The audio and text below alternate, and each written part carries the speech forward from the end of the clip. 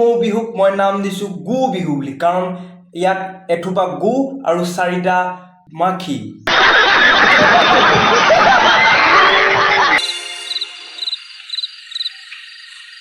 আৰু এই ছোৱালীজনীৰ স্বভাৱ আৰু আমাৰ গাঁৱে গাঁৱে ঘূৰি ফুৰা চুলি বেপাৰীটো চব একেই। সি যেনিবা ঘৰে ঘৰে চুলি বিচাৰি মানুহক হাৰাশাস্তি কৰে, এই যেনিবা বাটে ঘাটে মৰম বিচাৰি মানুহক হাৰাশাস্তি কৰে। বাছ সিমানেই।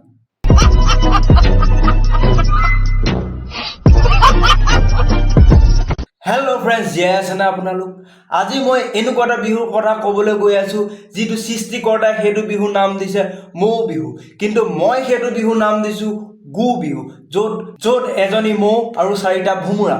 কিন্তু এই মৌ বিহুক মই নাম দিছোঁ গু বিহু বুলি, কাৰণ ইয়াত এথোপা গু আৰু 4টা মাখি। গতিকে ব'লক আপোনালোকৰ মুখখন গুৰৰ পৰা উলিয়াই ভিডিঅ'টো আৰম্ভ কৰোঁ। प्यारी समझ गई।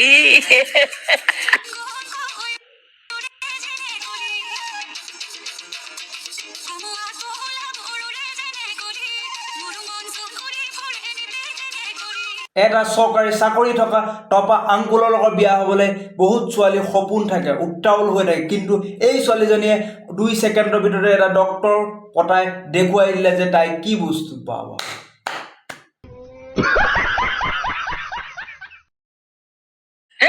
हे प्रभु, हे हरि राम कृष्ण जगन्नाथ प्रेमानंद, ये क्या हुआ?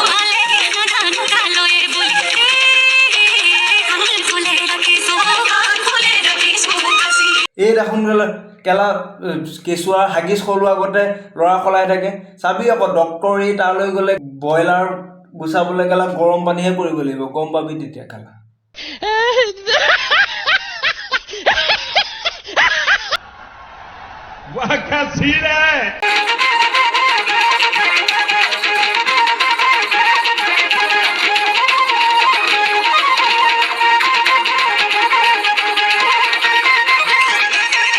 বাকী কেইটাক বৰ ভাল লাগিছিলে, মই ঠিকেই আছিলে, কিন্তু এই কোলা কাউৰীটো কি ভাল লাগিছিলে।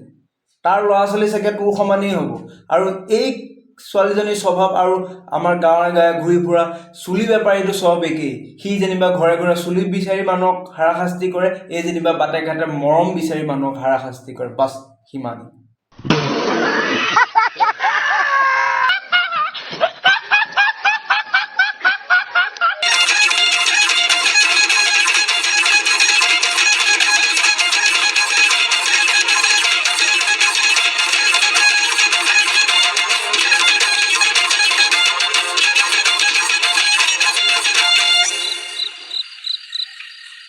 এনেকুৱা এটা বিকৃত উপস্থাপন এখন সমাজৰ বাবে কেতিয়াও গ্ৰহণযোগ্য নহয়, আৰু দেৱব্ৰত বুলি কোৱাটো এটা 420 খেলা।